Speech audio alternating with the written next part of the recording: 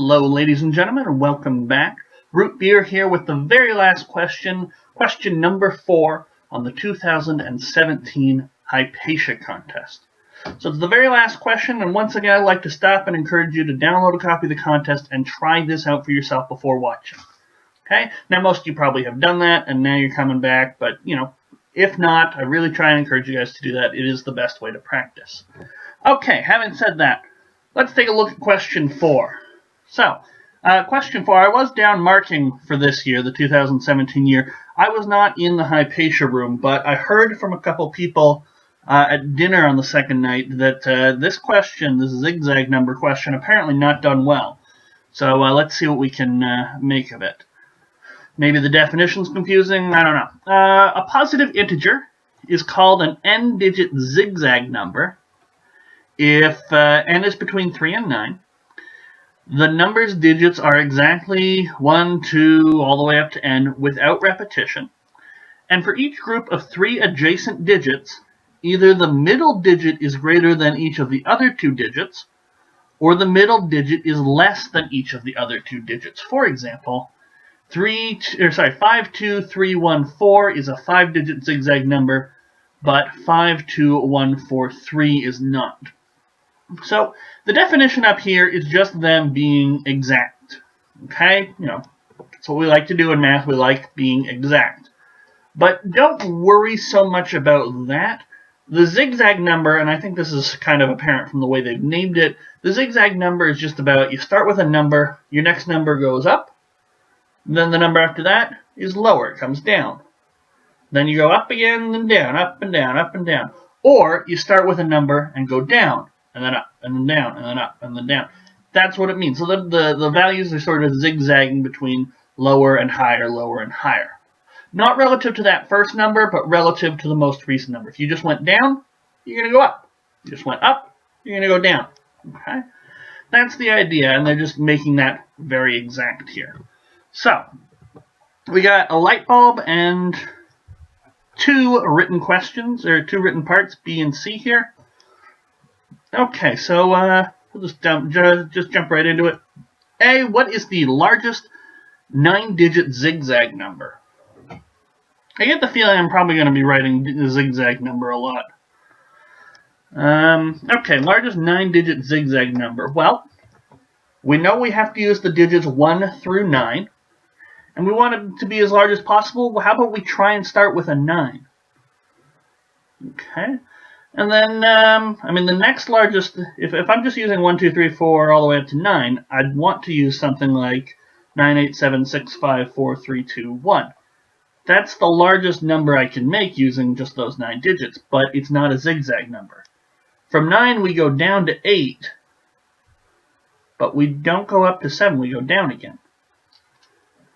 Okay, but, we have our 9, let's try an 8. We sort of have to use 9 first, unless we can show that there's no way 9 should be first. Because if you started with an 8 or a 5 or something, anything that does start with a 9 would be better. Okay, so let's try 9, 8. And now it's a zigzag number, and I've just gone down. I need to go up, so my next number needs to be higher than 8. Okay, so I would need to use a digit that's higher than 8, so that'd be 9, but we already used 9. And there's nothing else we can do. So we can't have an 8 there, but we could have a 7, and then follow it with an 8. We've gone down, up. And then now we need to go down. The next digit we'd want to use is 6. But we're going to have the same sort of problem. We can't go up because, you'd need to use 7 or 8 or 9. All of those are already used, but they're the only ones bigger than 6. Okay, so 6 doesn't work. Let's try the next highest, 5. Okay, 5 works because then we can go up to 6. And you sort of see a pattern going down here with 3 to 4 to 1 to 2. And this is going to be the largest n-digit zigzag number. We go down and up and down and up and down and up and down and up. Okay, not a whole lot needs to be explained there. I know We talk a lot about the light bulb questions. Of course, you just need the final answer, but if you can, try and leave part marks. The only thing I could think of to add for part marks would sort of be our discussion. Write out our discussion as, okay, yes, 9 obviously, but why can't 8 go after the 9? Okay, explain why 7 is the only one you can do. And that's really the only thing I think you could reasonably explain for a mark in part A here. Alright, so we got B and C. So B, let G of nk, okay, be the number of n-digit zigzag numbers with first digit k and second digit greater than k.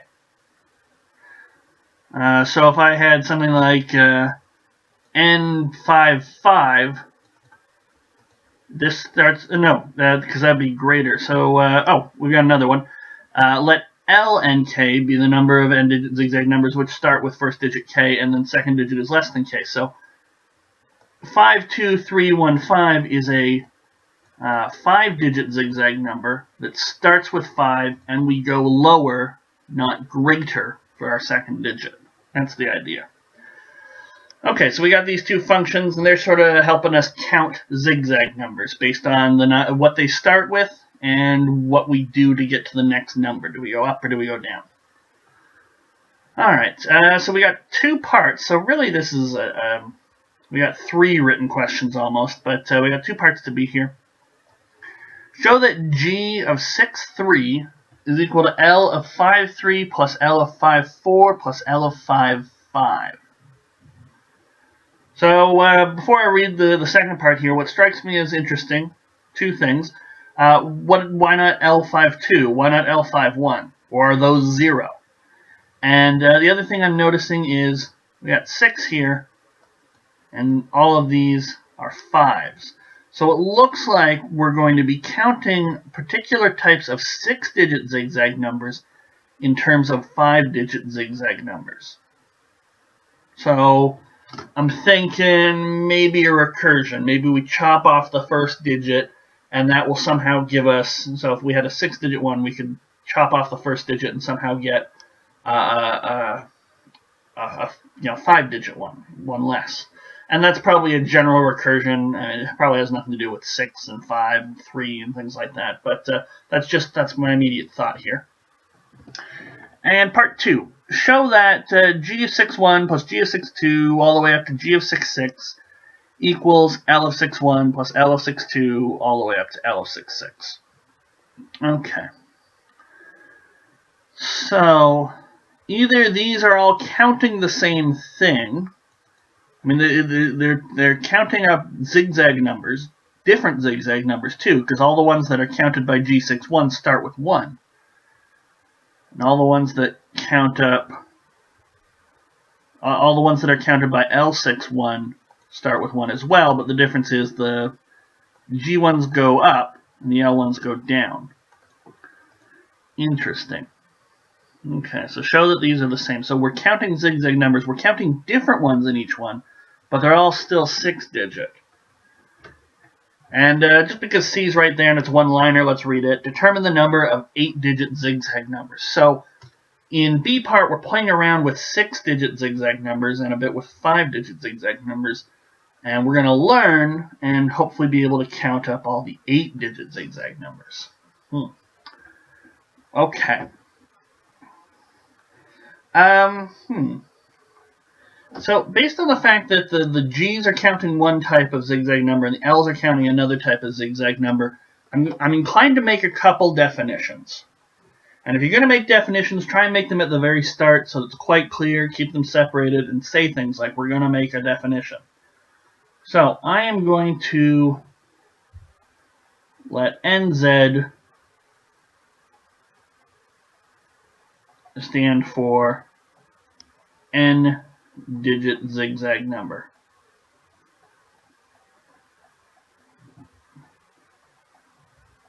Because I have a feeling I'm going to be writing zigzag number a lot, so why not just do this? So I could talk about like 6Z and a 5Z, a 5-digit zigzag number. Just for ease of writing. And if you think you're going to be writing something a lot, like, they have the Griffith number. They define the Griffith number, and you realize, oh, geez, I'm going to be explaining a lot about these Griffith numbers. Why don't I call them G numbers? Things like that. Just shorthand. If you feel like you're going to be writing a whole lot, that's a fine thing to do, as long as you have it clearly defined. So some actual definitions that I'm going to make, however. I'm going to let... do I want to use U or do I want to use lowercase g? I feel like I should use lowercase g. I was going to use U for going up, but I'll keep similar to their notation. So let G and K, with the little g, be the set of NZ, so n-digit zigzag numbers, starting with K, and whose second digit is greater than K. So G of NK, capital G of NK, is just counting this set. Because I have a feeling I'm going to want to refer to the zigzag numbers of this particular type, and I don't want to have to write out this whole part. So it's another sort of time-saving thing. And we'll use curly L, because regular L looks like a 1. Be set with second digit less than K. So exact same thing. Capital L and K is just the number of these. That's the idea.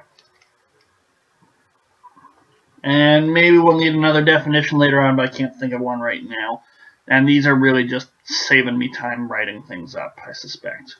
Okay. So, we got 2 parts in B. Let's tackle the first one. So,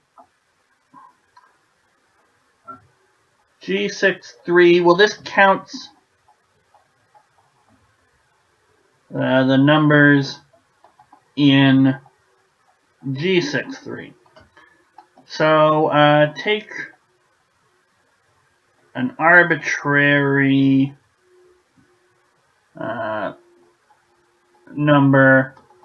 zigzag number in this set. So it's going to look something like 3, and then we've got some other numbers. I'm going to order them this way. I was going to start A1, A2, but this way, when I do the 8 case, I can start talking about stuff like this. Okay, so we know we have to start with 3. Other things we know, A5, for example, has to be greater than 3. So it could be 6, it could be 5, it could be 4.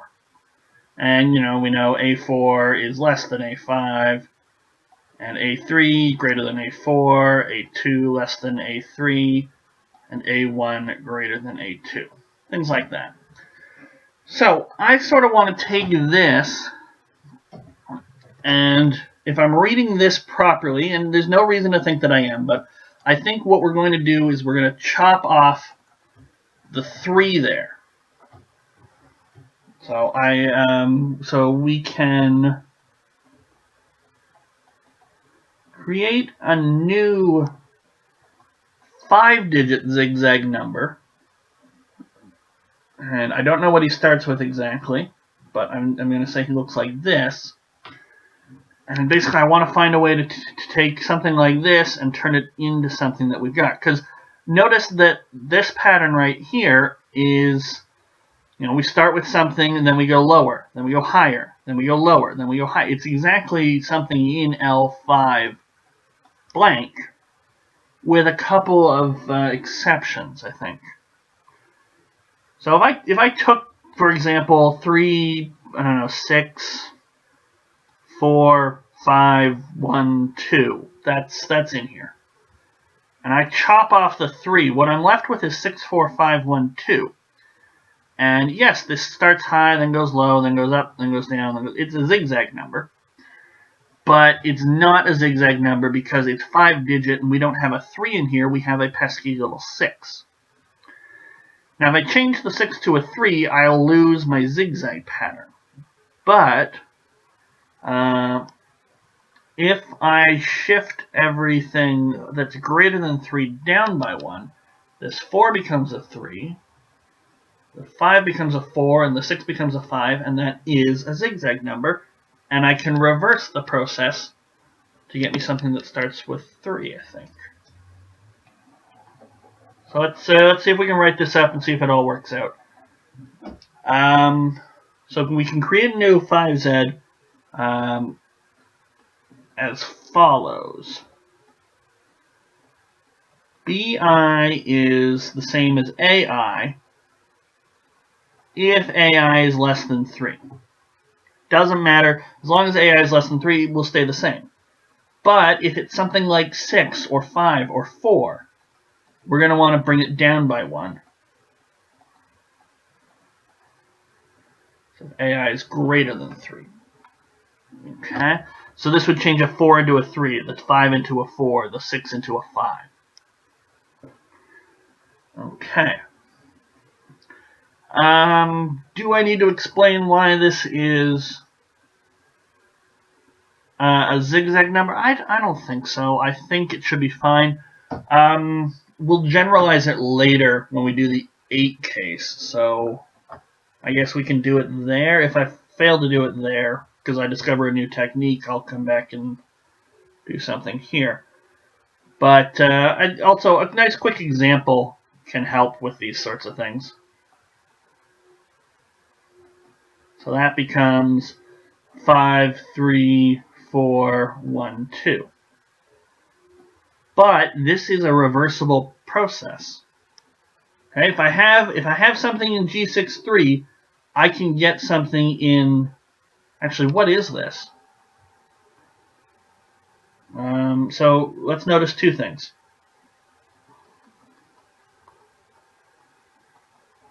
So notice this process is reversible.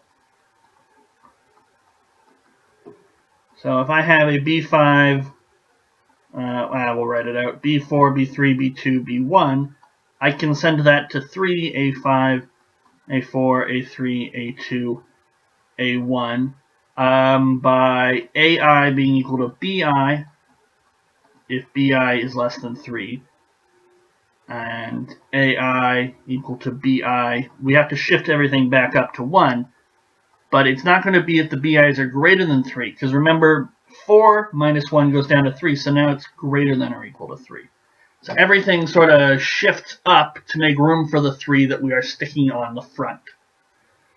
So if you hand me something in G63, I can chop that 3 off, shift some of the numbers down, and get you something in, I guess, L5B5, which is something we're going to talk about.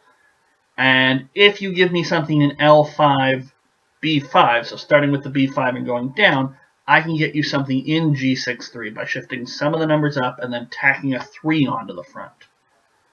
Okay, so that's my observation, is the process is reversible. So you give me something in G63, I'll get you something in LB5. So the other thing we want to notice, A5 is definitely greater than 3 because we're in G63. So B5 is definitely A5 minus 1, and B5 can be 3 or 4 or 5, and that's why 1 and 2 are not included. So towards A,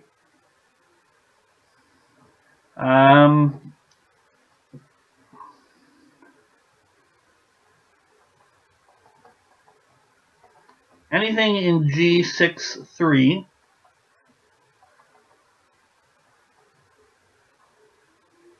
can turn into an element of either L5-3 or L5-4 or L5-5, but not L5-2 or L5-1. Well, those things can exist. L5-1 can't, but L5-2 certainly could. You start with 2, then you go down to 1. We won't get those in this particular case. Just L5-3, L5-4, and L5-5. And anything in L53 or L54 or L55, because the process is reversible,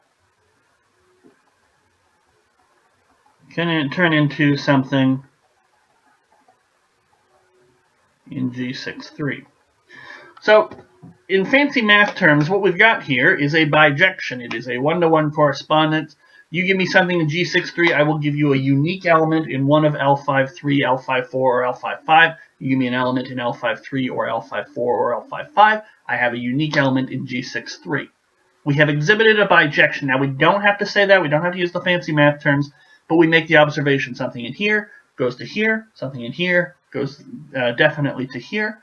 So the total numbers in both of these groups is the same. And now I can conclude this, because the capital G's and capital L's are just the sizes of these sets. So now G63 must be the same as L53 plus L54 plus L55. It's got to be the same number of numbers. And that proves 1. All right. So 2 was something about 2 equals sums, wasn't it? Show that G61 plus G62 all the way up to G66 equals L61, all added up all the way to L66. Okay. So I suspect we'll probably need sort of another, you give me one of these, I'll give you one of these sorts of things.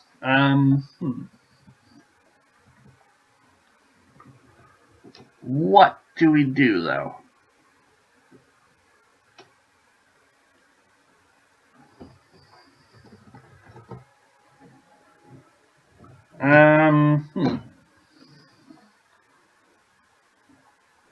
I think, so the problem is, if I give you something in G63, for example, if I give you 3, 6, 5, 4, 1, 2. If I give you something like that, goes up, then down, and then up, then down, and then up.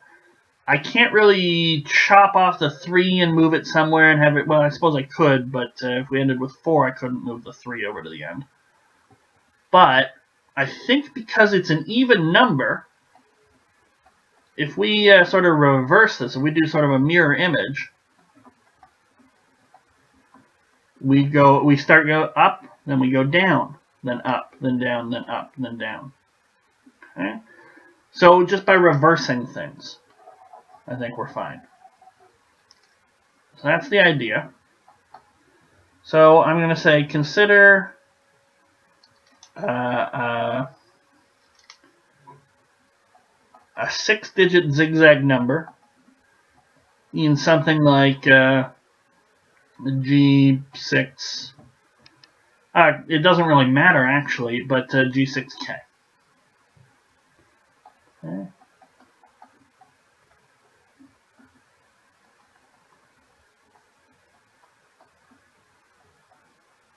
It ends with some number, let's call it M.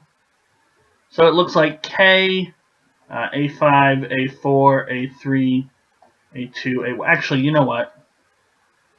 And that A1 should have been an M, but just write it like this.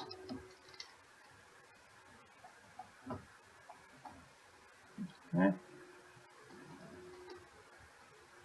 And it's a zigzag number, so, it's greater than, so we have to go up first. A6 less than A5, A5 greater than A4, A4 less than A3, A3 greater than A2, A2 less than A1. By reversing the digits to A1, A2, A3, A4, A5, A6,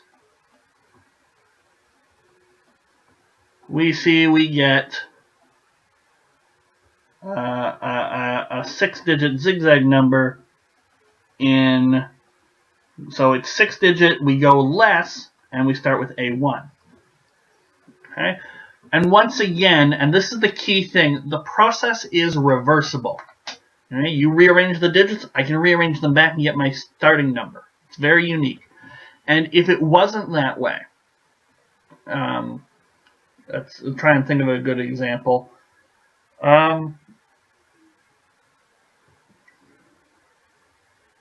Actually, I'm blanking on what would be a good example. How about squares of integers? Let's see if I can make this example work. So 2 squared goes to 4. And but minus 2 squared also goes to 4. So if I hand you 4 and say, okay, reverse the process, you say, I can't. And so in some very loose sense, there are twice as many integers as there are squares of integers. Now, before you say, no, there's an infinite number of both, I understand that. But if I were to just take a look at positive integers and square them, the process is reversible. You give me a positive integer, I can give you a square. You give me a square, I'll give you a positive integer. And so we can see it's going to be the same number all along the way. I suppose maybe a better way to say it would be take integers whose absolute value is less than 10.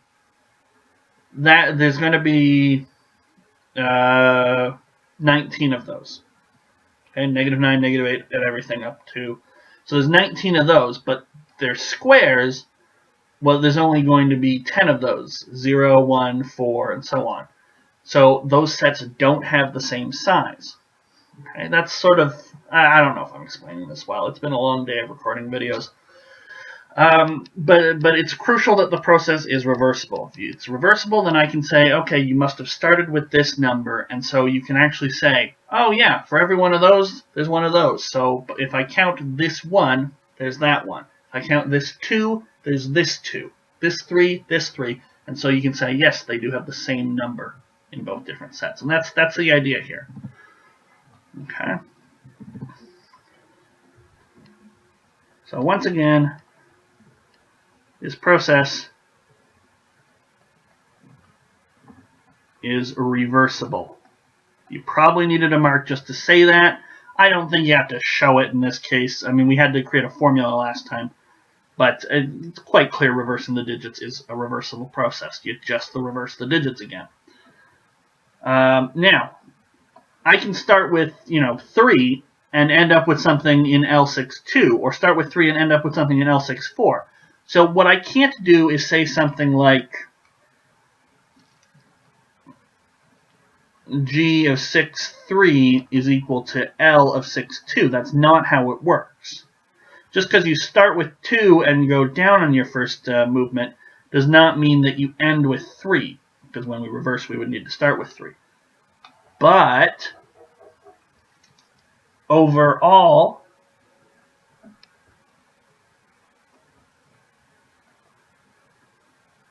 counting over all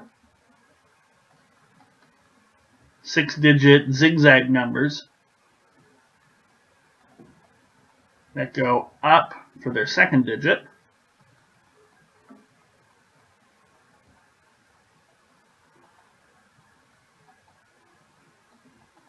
we can get a unique 6-digit zigzag number that goes down for its second digit,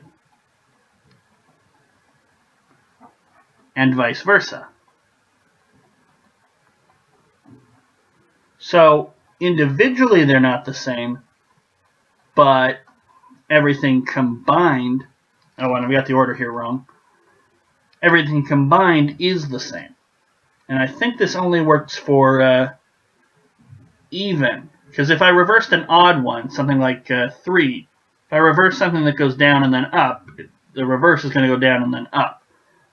So it's not going to be entirely useful for the odd ones, but remember, in C part, we're dealing with 8, so maybe this will be useful in C part. My G's are looking like 6s. Yep. That's not good. G6-5 plus G6-6 equals L6-1 plus L6-2 plus L6-3 plus L 6, 4, and finally plus L 6, 6. Okay. So I'd say that shows part 2. We showed the reversibility, we made our conclusion, and we showed the quality of those two numbers using our sets. Okay. So now we want C part, determine the number of 8-digit zigzag numbers. Well, from having done B part, I've learned that if you hand me an 8-digit zigzag number that starts with something and goes up, I can chop off that first digit and I'll get a 7-digit number that starts with something and goes down.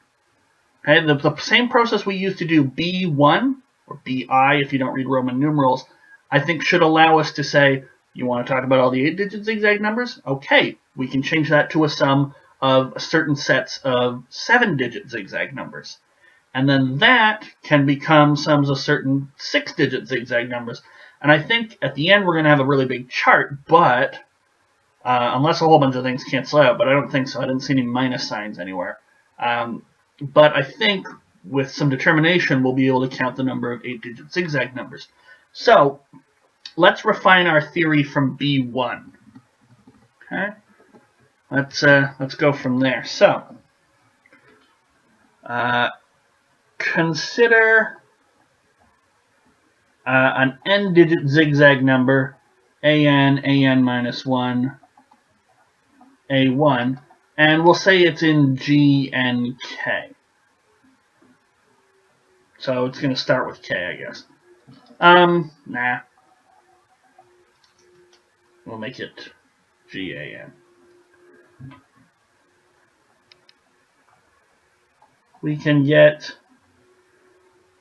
an n minus 1 digit zigzag number, bn minus 1, bn minus 2, all the way to b1 in ln minus 1, bn minus 1 by letting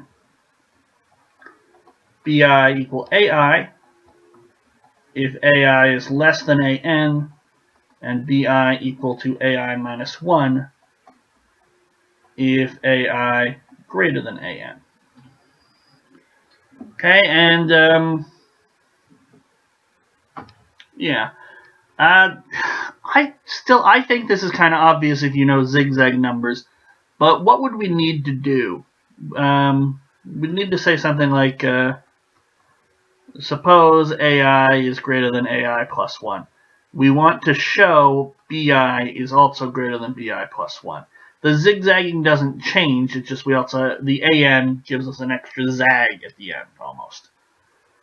So, if you felt like you need to prove this, I guess what you could do is say, you got 3 cases. If ai is greater than ai plus 1 is greater than an, or k, then bi is ai minus 1, which is greater than ai minus 1 minus 1, which is equal to bi plus 1. No, these are plus 1s, aren't they? Oh, no, they should be minus 1s. We go down as we move right.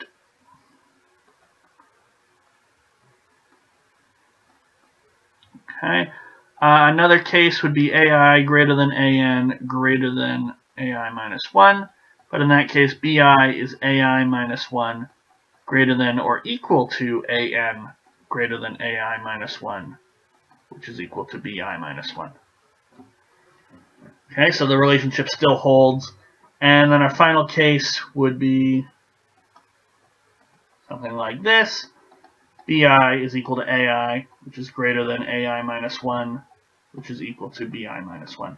And you could do other ones for the other relationship and show that it still holds, but the idea is that everything does still zigzag in the right way. Okay, I think it's excessive writing, but it didn't take that long. There's only 3 cases, and only 3 cases for the other one as well. Okay, so things to note: bn minus 1. well, no, an minus 1 has to be greater than an. So bn minus 1 is equal to an minus 1, which is greater than or equal to an. And so from there we conclude that gnan is equal to the sum of all the ln minus 1s that start with an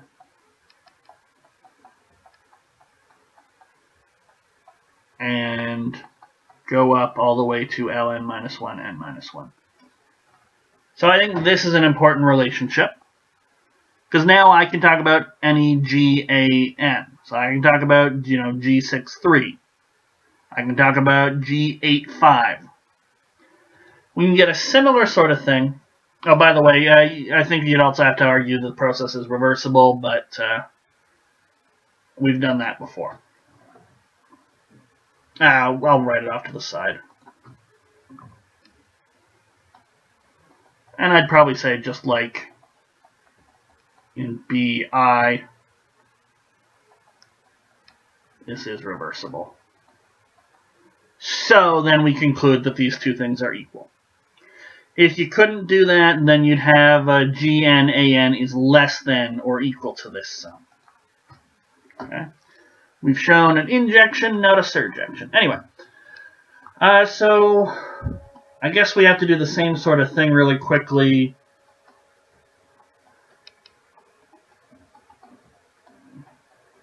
In the other one. And we can get bn minus 1, b1. Now we haven't actually exhibited the bijection that we need for this. So bn minus 1, or g of n minus 1, bn minus 1. So it goes from something that goes down and then up to chopping off the first bit, so it goes up first.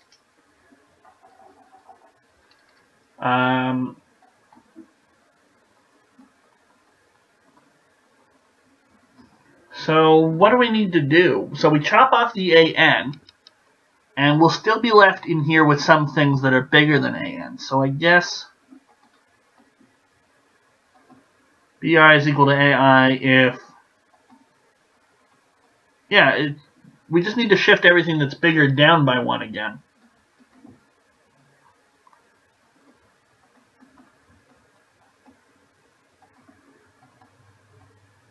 So that's not so bad.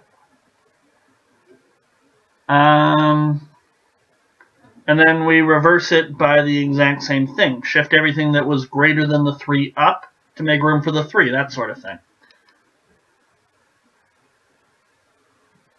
And it's still, you still get, it's reversible, and this is definitely something that's in Gn minus 1, Bn minus 1. So this isn't a problem here. And what do we have? So our conclusion would then be ln an. So what happens to Bn minus 1? So Bn minus 1 is less than an. No, sorry. An minus 1 is less than an.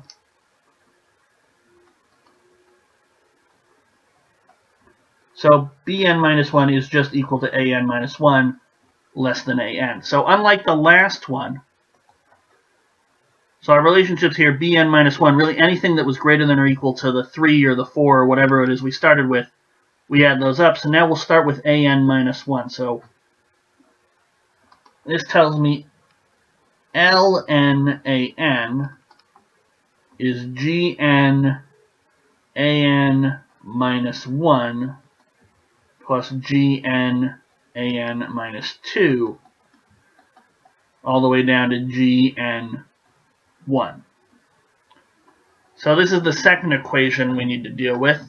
And now I think we can just sort of build it up from basics. And what you consider basics is up to you. But in the question they gave us, start with 3. So I'm going to start with 3. And I'll say something like, now, We'll find the number of 8-digit zigzag numbers by recursion.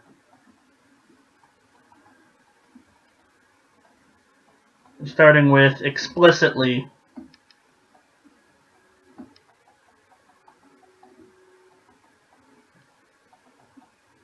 finding all of the 3-digit zigzag numbers. So G31, so we would have to start with 1 and then go up and then go down. So it's going to have to be 3 and 2. That's the only thing. G32, we're going to have to start with 2, go up to 3, go down to 1. And you notice those two are reverses of each other. G33, there's nothing there. Okay? You can't start with 3 and then go up, in the same way that you can't start with 1 and go down.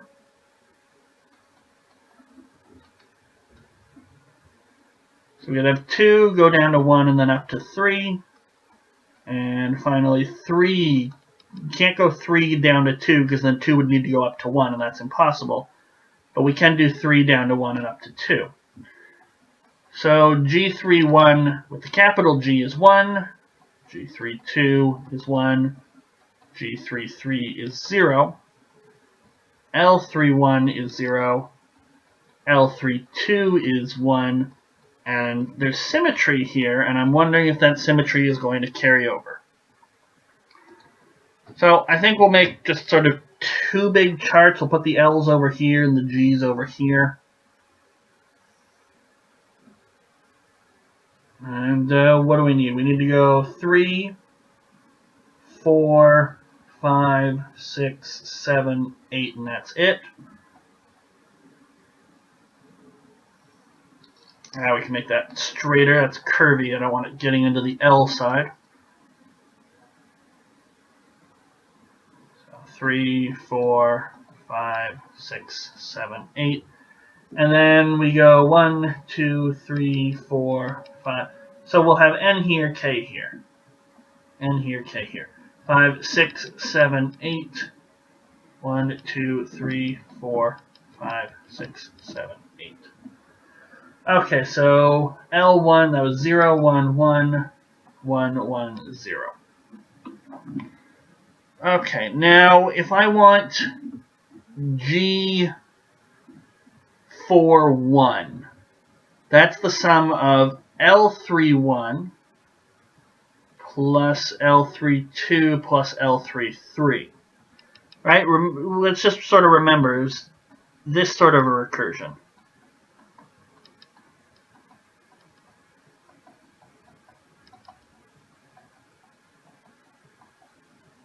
Okay. Also, I guess I could fill in these zeros here.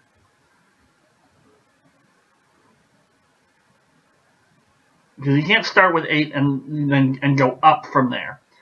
But this sort of is going to help me remember, and I guess we could also have L42. Let's just remember it starts with the one low. It's going to go down by 1. We'll make it L43, so it's a little more obvious what I'm doing. L43, we just learned with that formula, it's going to be G32 plus G31, that sort of thing. So if I want G41, I should start at L31 and add up everything bigger. So 0 plus 1 plus 1, 2. G42 is going to be L32 plus L33, so that's also 2. And 4-3 will be start at the 3 and add up everything to the right, so that'll be 1. Okay. L4-2, actually L4-3 is going to start G3-2 and G3-1, so that'll be those 2. L4-3 would just be G3-1, which is 1. And L4-4 would be G3-3 plus G3-2 plus G3-1, so it'll be 2. And hey, there's symmetry. So I think I probably just need to fill out the one side of the list. Anyways, G51 is L41 plus L42 plus L43 plus L44. That's 5. This is everything but the 0, so it's also 5. Everything but the 0 and the 1, so it's going to be 4. and then everything but the 0, 1, and 2, so this will be 2 here. Okay. And the L's, so if I want L2, it's basically everything other than, everything, just the 2 there, I guess, is all I'm saying. L55 maybe is just everything from the 4 down, so it's also 5.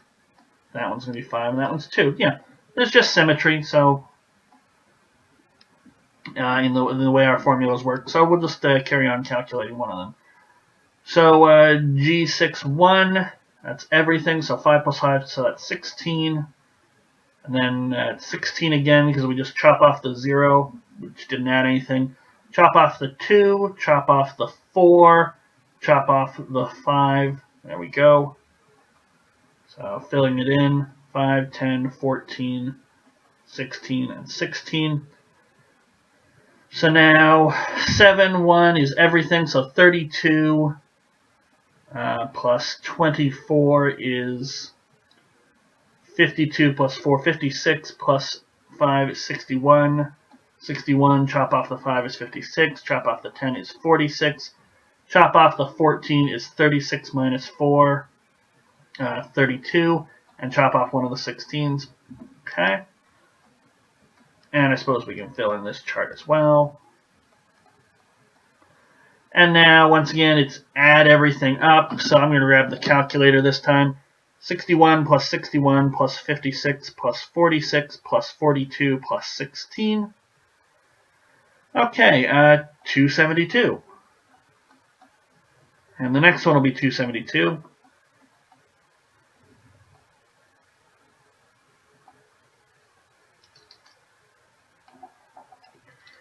And then subtract off the 16. So 256. Subtract off the 32.